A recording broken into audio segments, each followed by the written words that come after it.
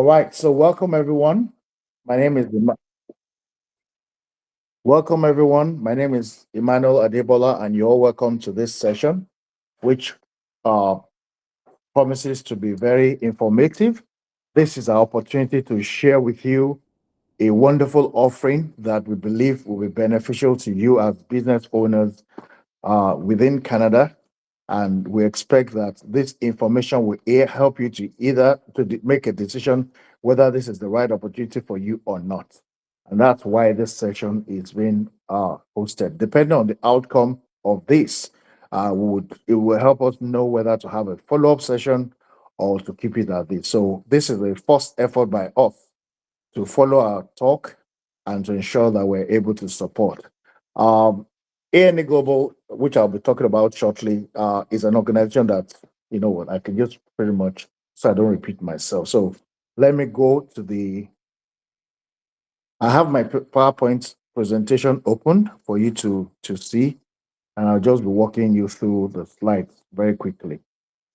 So in terms of the agenda, this is the agenda we hope to go over, and it's expected I will be done with this maximum in 75 minutes. That's the expectation. I hope we don't run over, but that is the plan. ANA Global was founded in 2023, and we were the objective has remained the same, which is to facilitate entrepreneurship development for peoples of African and Caribbean descent. Having said that, we were actually registered as Alliance of Nigerian Entrepreneurs, but then we realized very quickly that what we're trying to solve for a particular demographic group or nationality is actually relevant beyond just one country, and that's how we have scaled. Right now, we have members cutting across not just Canada, but we have members in the US, Europe, Australia, and Africa. And all we're trying to do is essentially facilitate interconnectivity between business owners locally and internationally. So very quickly, we have grown in terms of our service offerings. We provide training in various formats. We have podcasts that we've generated and are available on the social media platform. One of the such podcasts is called Seed, which is available on our Instagram account, and it's still available today. We also have some events that we've organized where we've showcased, spotlighted some business owners, and those are available on our YouTube page. And ditto for other things, we provide mentorship for our members. We also have seen the need to partner with different organizations that will enhance our service offerings.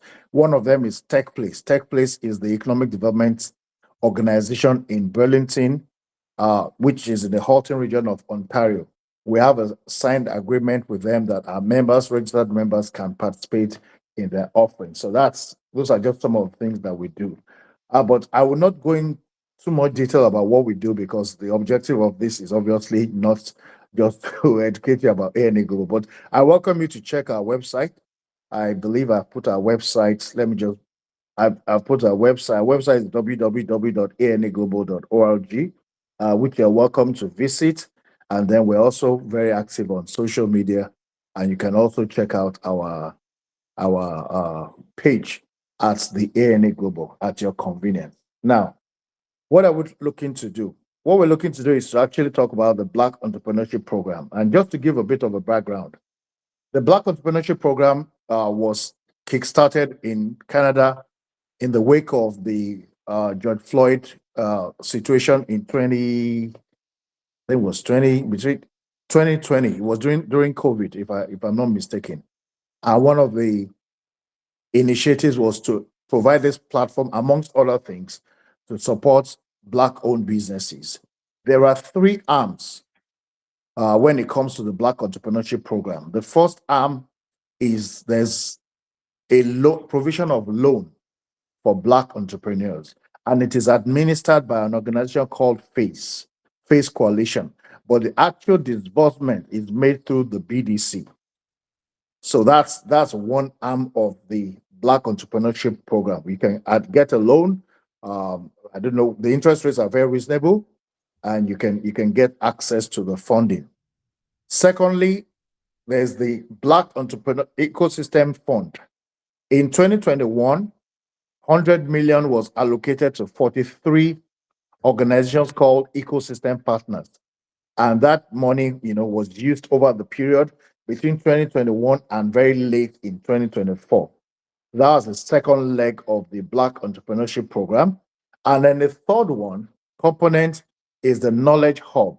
The government of Canada recognized that it did not have the relevant knowledge about Black-owned businesses, and thereby set up the uh, Black Entrepreneurship Knowledge Hub as a way of getting more knowledge about what was available, having a better view, insight about the businesses that obtain within the Black community.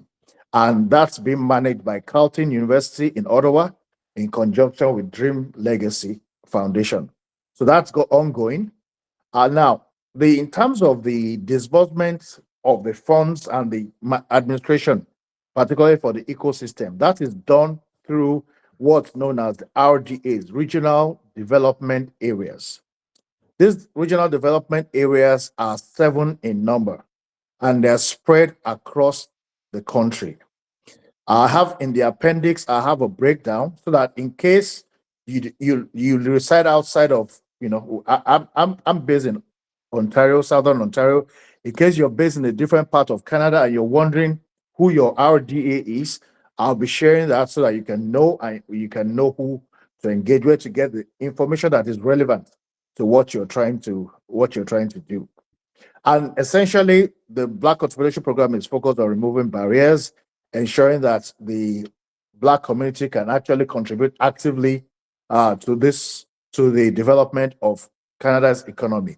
And in the wake of the situation in the South, which is the US, the pressures around the tariffs and all that, it became very important that the government of Canada was meant to renew the Black Entrepreneurship Program, which they have done. Now, one of the reasons why we're sharing this information is that the first time the Black Entrepreneurship Program funding was made available to ecosystem partners, the government of Canada was not clear about the organizations providing services to entrepreneurship. And so a number of companies were identified across the country, 43 of them in all. Actually, there were 48. But see, some of those companies did not, were just shell bodies and do not exist anymore today, which is why I commend the government of Canada for the way they've gone around it this time, which is they did not just renew the money for the companies that were in the first group. Rather, they've given an equal playing ground to every organization that deems it or that is able to provide the services as long as we meet the criteria. And that's why it's very important that we recognize this. But then there's also a time frame in which all of these things need to be done. That's why it's important that we move very quickly. If the organization qualifies, it's important that you move very quickly on this so that you can maximize the time frame that's available. Let me just stop to say that if you have any questions, please just park them. There's going to be a question session, or if you're also comfortable, you can just type it. Just in case you don't want to forget, you can maybe type comments, and then hopefully, if they are not addressed by the end of the session, I'll be more than happy to answer those questions. All right. So the total value of the second tranche, the total value of the second tranche is 189, I believe, $189 million is what has been allocated as the total funding for the Black Entrepreneurship Program this time around. But that money has been disbursed to the different arms. Some part has gone to Face Coalition, which will be, used to provide loans to businesses. Some part has gone to the Black Entrepreneurship Knowledge Hub, but the greatest part has come to the ecosystem partners, just like as it was the case in the first tenure. So $105.4 million is available across the 7 regional development areas. We're all competing for the same pool of funds to support Black-led and Black-serving organizations. And there are different services that these organizations are supposed to provide, such as advisory, mentorship, networking, entrepreneurship training. I will show in more detail in a bit, but those are things that you must demonstrate that you're able to do so that your organization can be seen as eligible for this. Now, the program will be funded for projects between 2026 and 2030. So that is the time frame in which this will run. But as far as we understand, the application is only done once and not multiple times. So that's why it's important that you consider a longer time frame as opposed to just 1 year. Now, this is being disbursed by the RDAs. The RDAs have different funding for different initiatives. All I'm talking about now is specific to the ecosystem fund. You can apply for different funds. Some are, available every year, but this one we're talking about is available from 2026 to 2030. And that is what the focus is for this particular opportunity. So what you're essentially saying is if your project will be done, it doesn't even have to be done next year. As long as it will be done in that time frame, but it must not start. I think the start time is January of 2026. So whatever project you have, you ensure that the project timeline starts not in 2025, but next year. The other thing that you also need to bear in mind is that you'll be required to develop a project, identify a project, and also show a project breakdown structure that is, verifiable and is understandable. One thing that is important is that they have made provision that if some organization structures are not yet available, you can make provision for that in your plan. So it's not, you don't necessarily have to start the project on day one.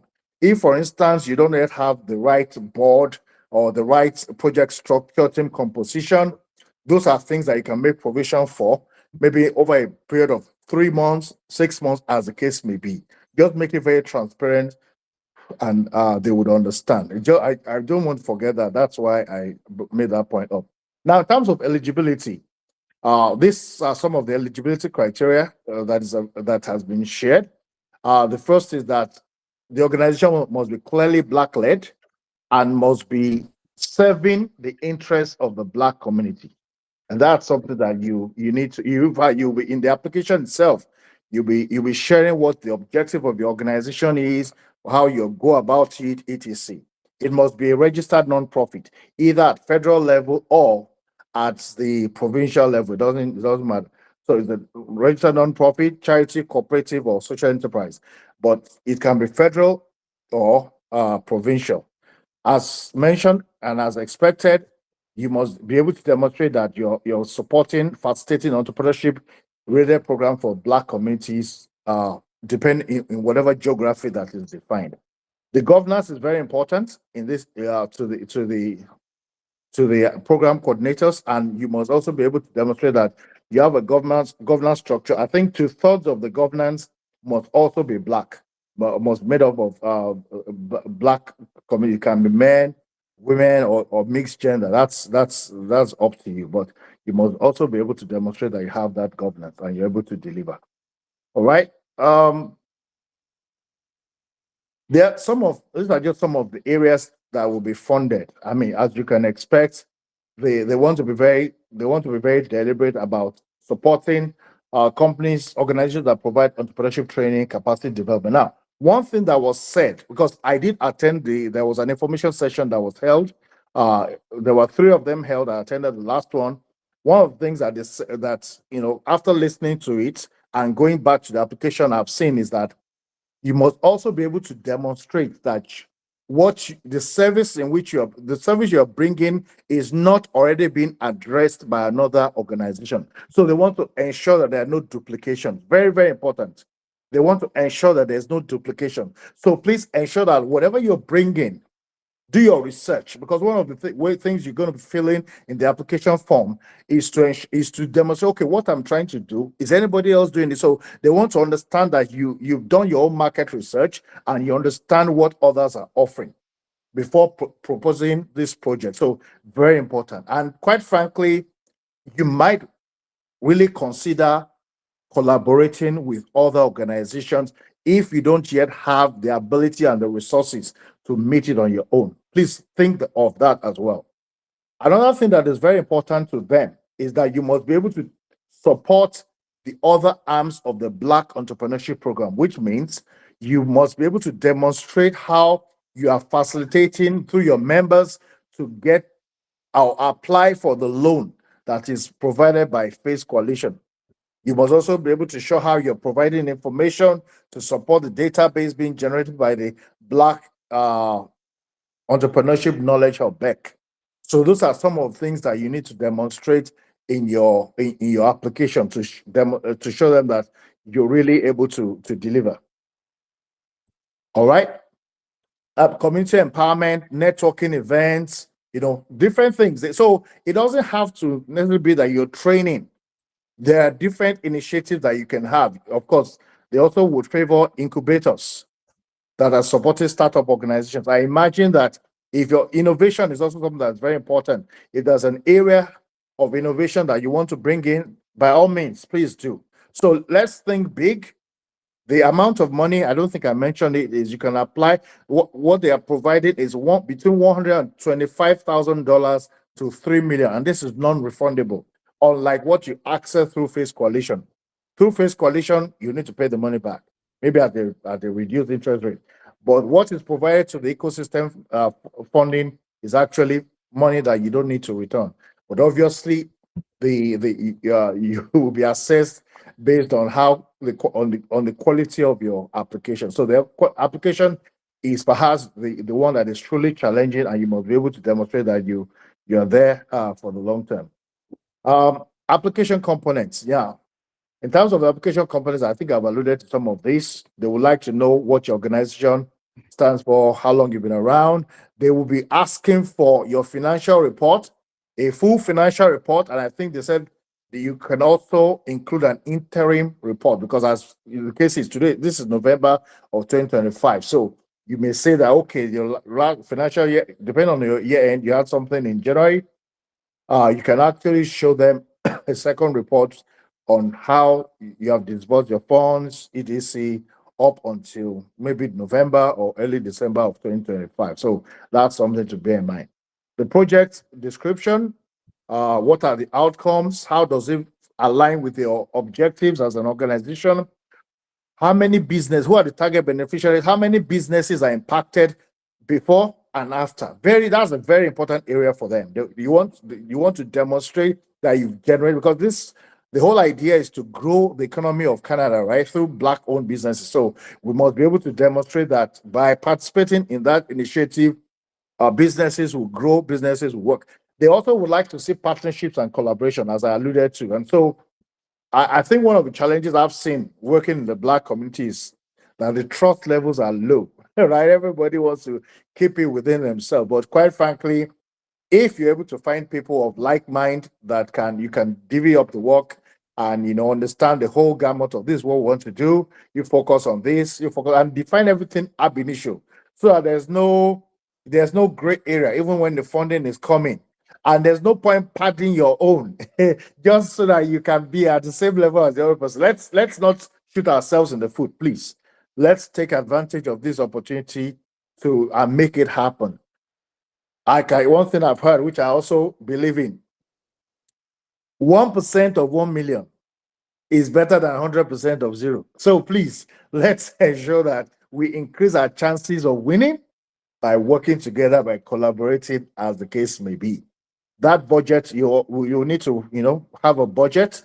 You do your research, how much things are available.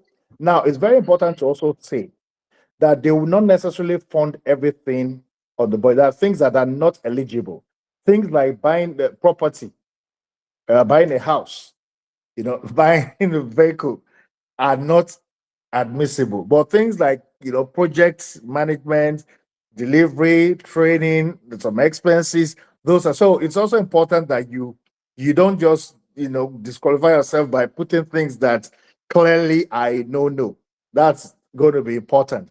Now, in terms of evaluation, one of the things they also want to do is one of the questions they were asking is how will you sustain this project or this endeavor when the funding is finished? Please, that's a very important question.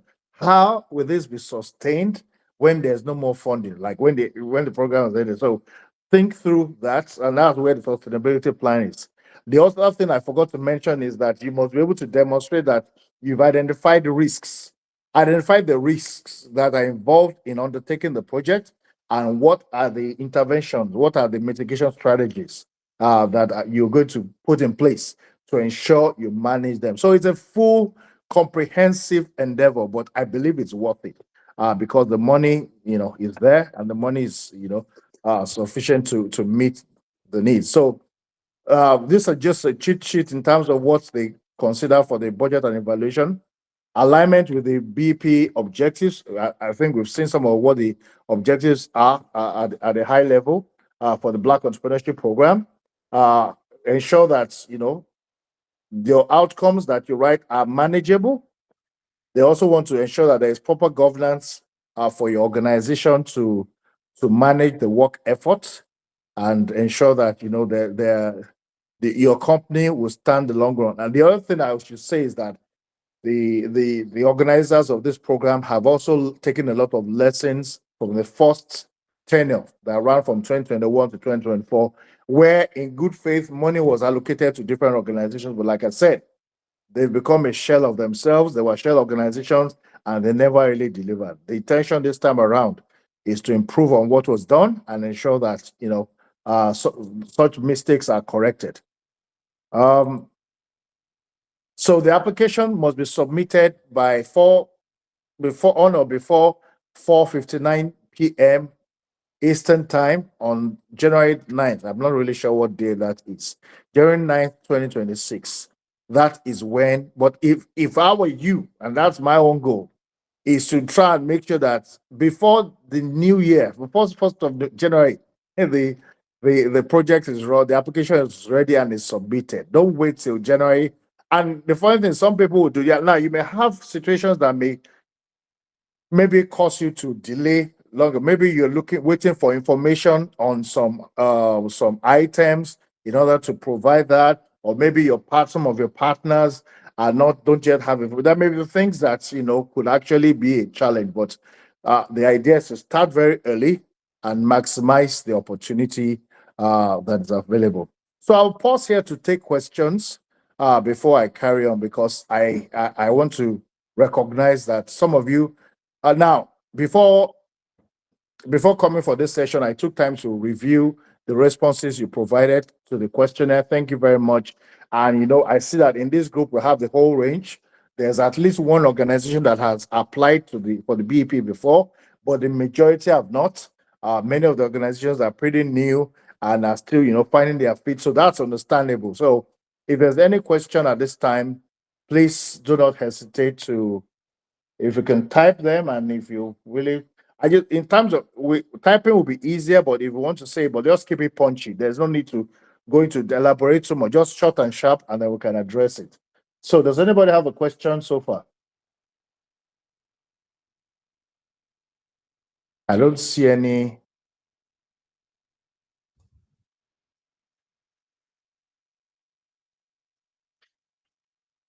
Okay, RDA for Saskatchewan. Thank you. So let me do this.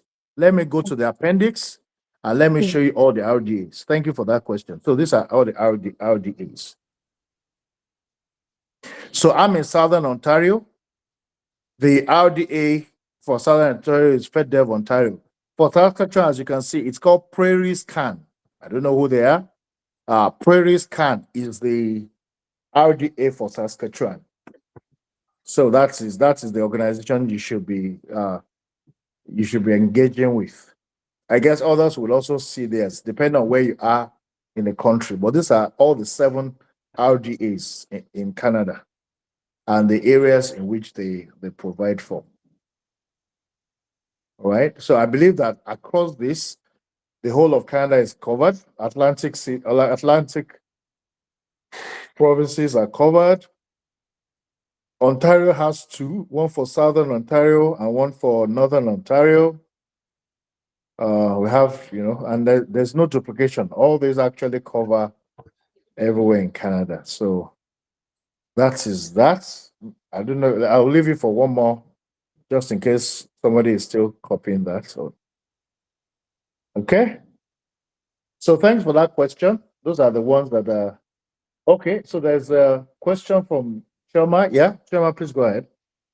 Okay, so I just wanted to ask, from what I see, thank you for the presentation. From what I You're see welcome. for cooperatives and essentially non-profit organizations, what's it going to look like for people who are just in the innovative stage of starting out the business? It doesn't really look feasible, or because it has a deadline. So It yeah, has a deadline. So when you say innovative state, or I just imagine, I just starting, you don't have a ex- history as such. exactly, My exactly. sincere feedback or advice is that you look to partner with organizations that you can complement. So they run in front, and then you provide services and you define what you bring in, and how you can enhance the value. That's really because remember they'll be asking for financial reports, and if you don't even have a financial report, it's going to be difficult for you to do this effectively. That is my sincere advice to that category. Okay, okay. Thank you. Any other questions? Yeah, hi. Mangitsu.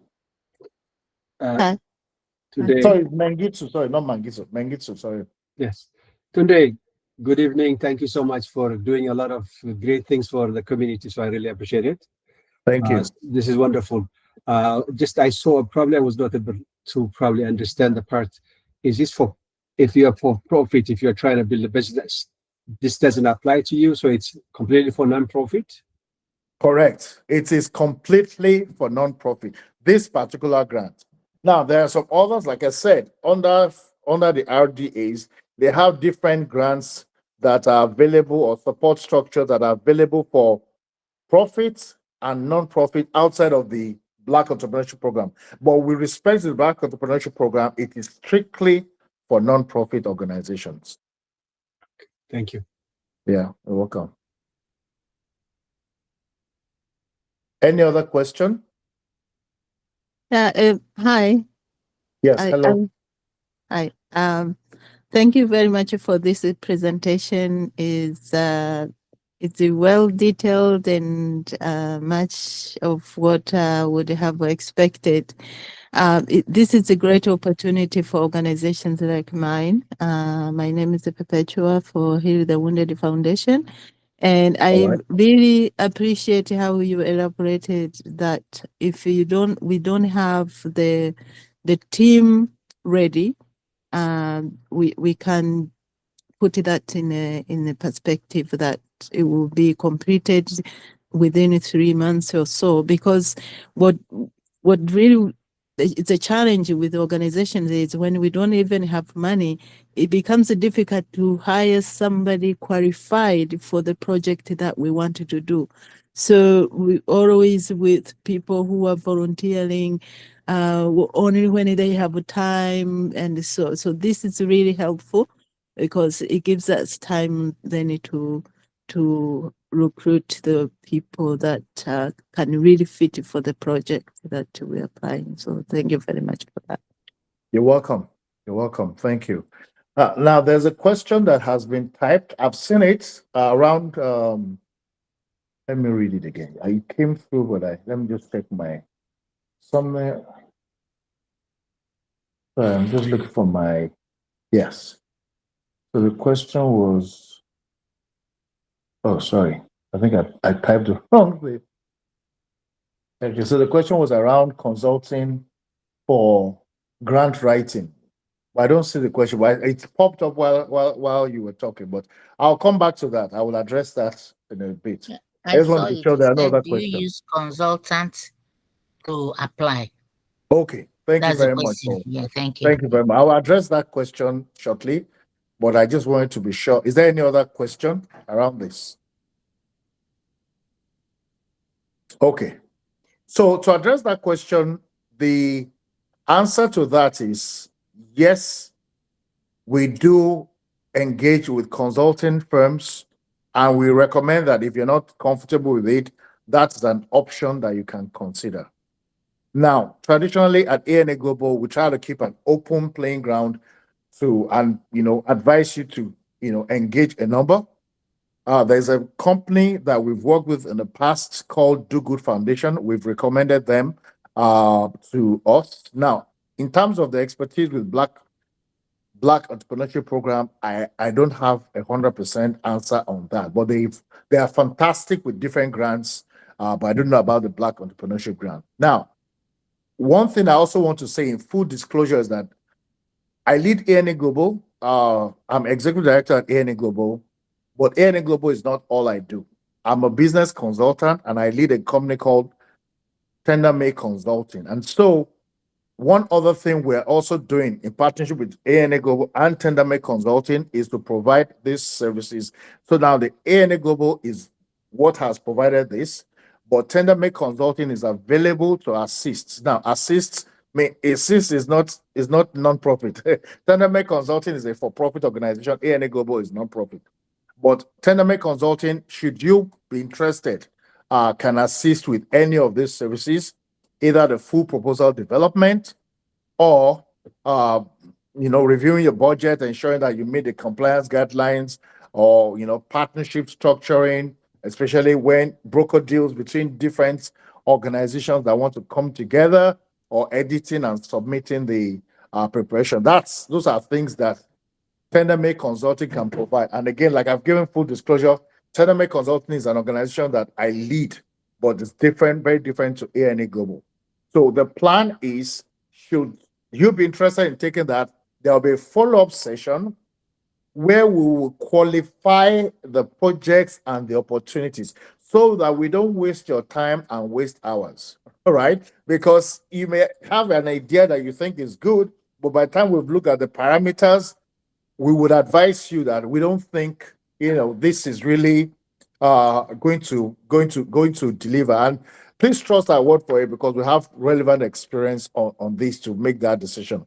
Maybe it will be better. One of the recommendations would be, why don't you find somebody else who can support you, who you can partner with. But quite frankly, it will be, it would, this, I don't know if this will apply to everybody, but that is the second session that we're going to be having. That will be more focused on projects, on review, and that will not be as open as this. We'll probably meet on projects to organization to organization basis in order to take that forward. Fourth thing will be determination, a clarification session where we'll look at the project, and of course it will be non-disclosure. There'll be non-disclosure because we need to respect your project. So you need to trust that whatever you discuss is not going to be, you're not going to wake up tomorrow and suddenly see that, this guy is taking my idea. No, we respect that very much, because it's important that we uphold the ethics of the industry. So our goal is support, but like I said, that may not apply to everybody. But please don't delay. The reason why we're having this early, because the last session for the FedDev was held last week, maybe Thursday or so. The reason we're having this on a Monday is because we want people to take advantage. There's not a lot of time. There's just 2 weeks remaining in November. Yes, you have the whole of December, but December, with so many activities, so many stuff, make this a December that you sacrifice for the longer time if you can, and maximize the opportunity. Is there any other question? Yes, please. Can I Oh, thank you very okay. much, Annie Global. Thank you. I appreciate your putting all this together for us. Thank you. My last question could be, what is the cost implications if one decides to go through Tender Make Consulting? Thank you. Thank you very much for that question. It's like you see, there are different scenarios here. So going with it is not a cookie cut size where it's just one offering. There are different ones, and I've deliberately not included pricing in this. Why? Because I want us to focus on the big picture. And then, like I said, we can have a separate session to talk about clarification of the project, talk about which of these would you be interested in, and then to talk about, how we can take it forward. So if you don't mind, I can provide a contact, or rather, I will be sharing the information. I don't know how you got. One of the things we asked was, how did you get information about this? And and that's important. And the reason is so that we can know how to engage it. So what we're going to do, we're going to provide a presentation, this presentation at the end of this, to all that registered. Now, people may have registered, had good intentions to participate and not be able to participate. So we'll respect that. And it's on that basis that we share with even people who registered and are not available today to be part of this. In that, we would also provide information about the follow-up session and contact so that you can take advantage of that. I hope that long response is satisfactory to you. Yes, yes. Thank you. Okay. Any other questions, please?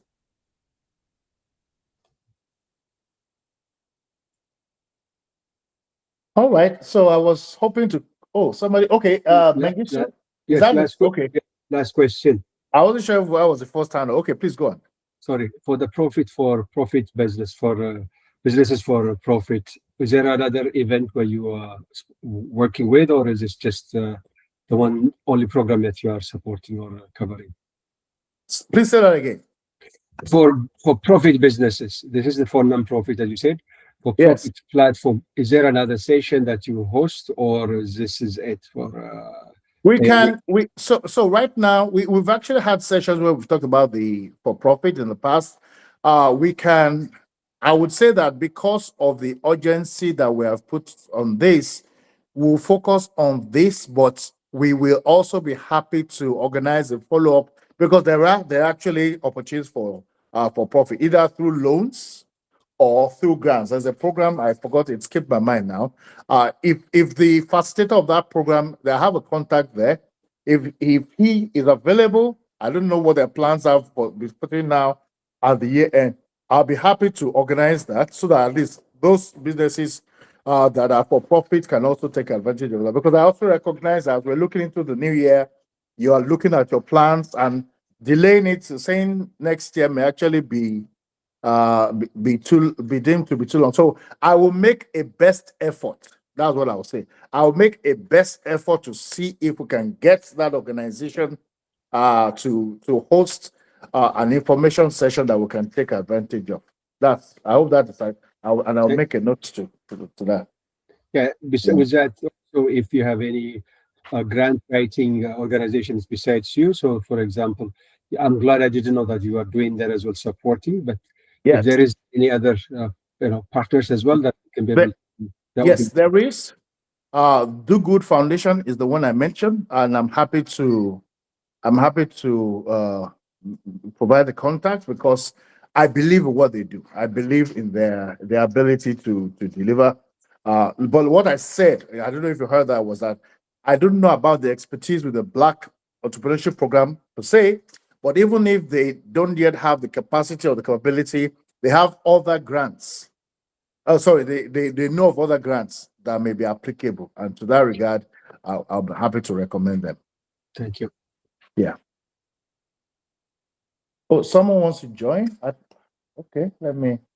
Sorry, I was just about to say if there are no more questions, we'll end. But again, people have different reasons.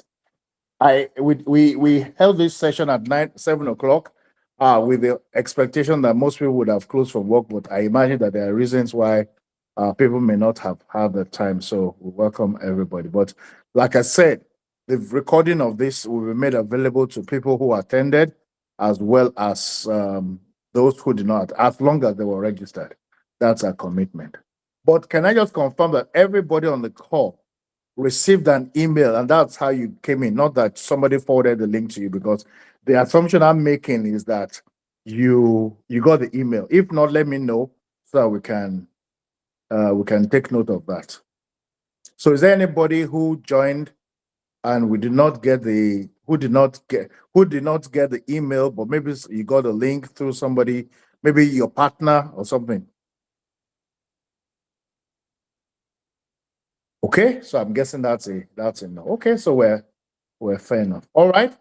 So, ladies and gentlemen, thank you. I didn't realize it was going to take this. I thought it was going to be like 1 hour, but it's 45 minutes, and we're pretty much done. Any more? If there are no more questions, get the link on. Got the link? Okay. Oh, okay. On the really?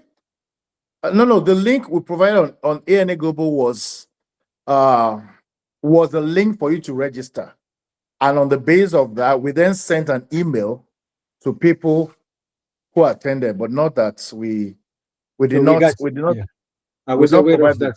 Yeah, sorry. yeah. Okay. I became aware of this morning that you had it on the group chat, so that's why Okay. I came here. Okay. Yeah, thank you. Okay. All right. Thank you all for your time. And that'll be all. Let me just try and close the recording. And like I said, we'll make the recording available to you.